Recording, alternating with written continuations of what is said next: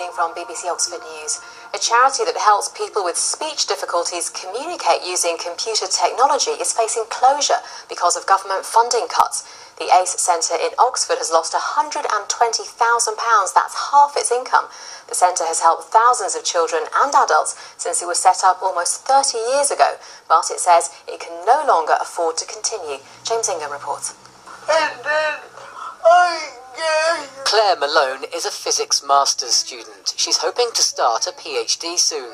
But she also has cerebral palsy, which means she can't completely control her movement or speech.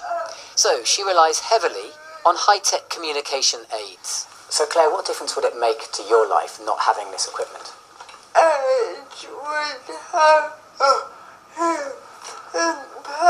People familiar with Claire understand her well, but it's often easier for her to get a computer to do her speaking. I would give up hope of being able to present my scientific views and of doing any kind of teaching, except for small groups of students who knew me well. Claire's one of thousands who've been helped by the ACE Centre in Oxford in the 3 decades it's been running.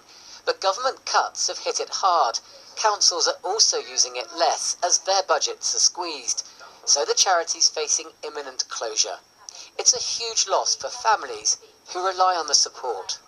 I find it quite devastating to think that we may not be supported in the development of George's communication, but equally I think it's dreadful to think that there must be, hundreds of children out there, adults as well, who, could benefit and possibly won't benefit. The ACE Centre in particular has been well known across the UK for a range of research projects that it's been involved in.